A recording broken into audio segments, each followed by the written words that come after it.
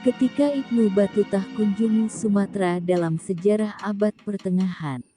Dalam sejarah abad pertengahan pada abad ke-13, ulama Islam dari Maroko Ibnu Batutah melakukan perjalanan panjangnya sampai ke Tiongkok.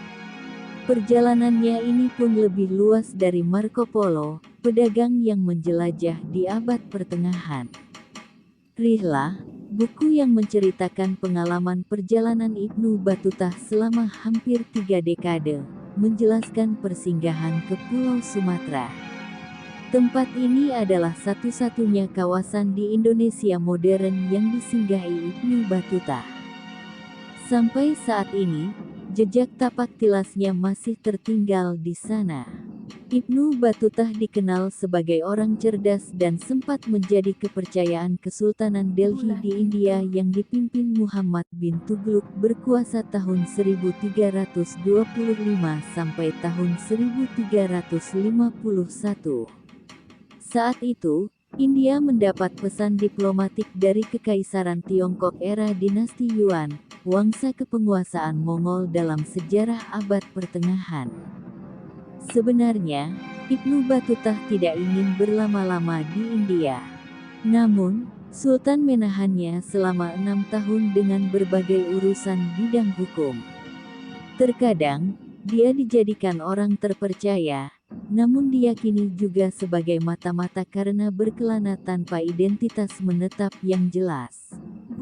Pesan diplomatik dari Kekaisaran Tiongkok ini menjadi kesempatan Ibnu Batutah untuk pergi. Kekaisaran Tiongkok meminta agar Sultan Delhi di India membangun kembali wihara yang biasa dikunjungi peziarah Buddha dari Tiongkok.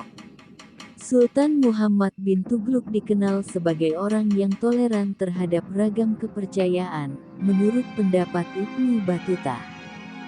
Bahkan, oleh sejarawan Peter Jackson dalam bukunya, Sultan Muhammad bin Tughlaq adalah satu-satunya pemimpin Islam yang pernah terlibat perayaan umat Hindu di India.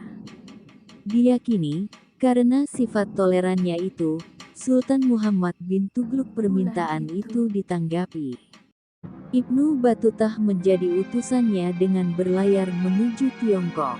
Perjalanan itu berlangsung dari 1345 hingga 1346. Persinggahan ke Samudra Pasai.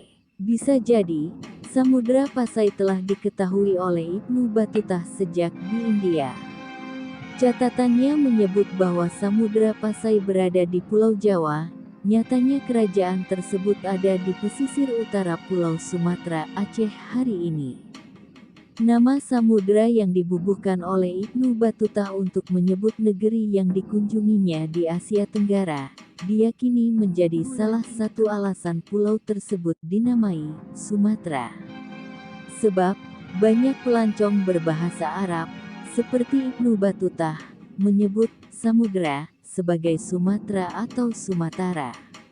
Anda bisa membaca tentang asal-usul penamaan Pulau Sumatera di sini. Dari anak benua India, Ibnu Batutah menyisiri Teluk Benggala sebelum akhirnya masuk ke Selat Malaka. Beberapa ahli sejarah abad pertengahan yakin bahwa Ibnu Batutah mungkin sempat tertahan oleh pemberontak Hindu di tengah pelayarannya menuju Tiongkok. Bagaimanapun, Ibnu Batutah selamat berlabuh di Samudra Pasai. Dia disambut hangat oleh Sultan Al-Malik Al-Zahir yang berkuasa sekitar 1330-an hingga 1349. Tuan rumah resmi pertamanya adalah seorang perwira militer berpangkat tinggi, yang ternyata sudah dia kenal. Pria tersebut telah melakukan perjalanan ke Delhi beberapa tahun sebelumnya untuk misi diplomatik di Samudra, tulis Rose E. Dunn dalam bukunya.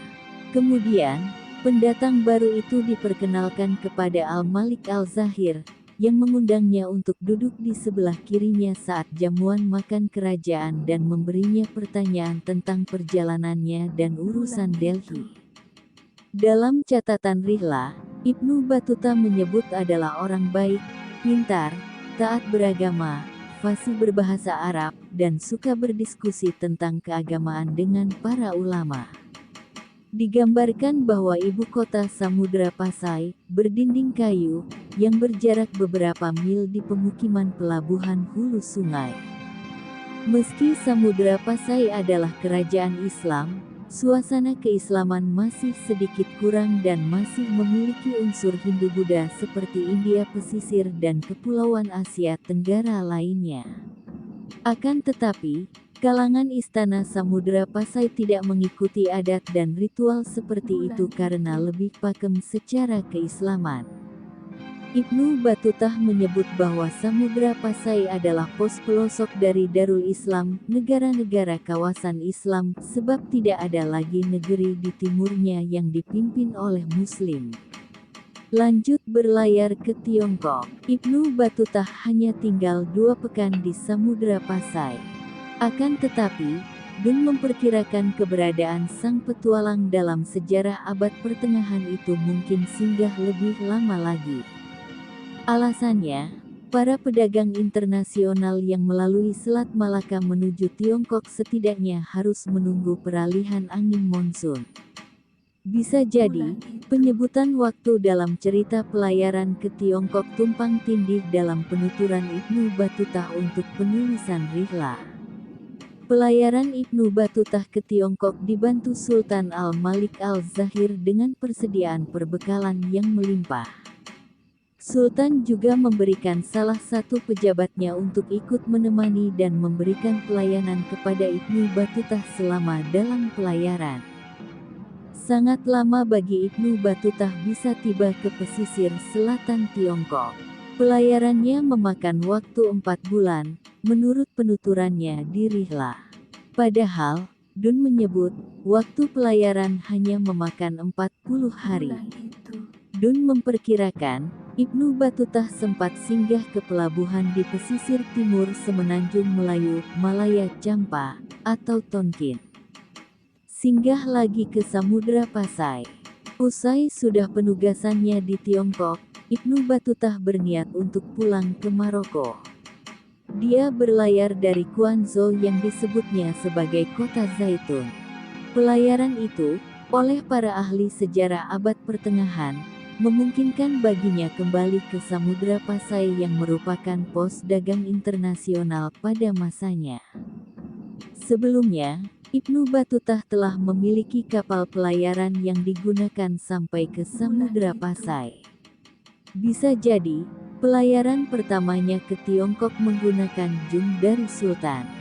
Demi kepulangannya ke tanah asal dan niat untuk menunaikan ibadah haji di Makkah, dia menukar kapalnya di Sumatera.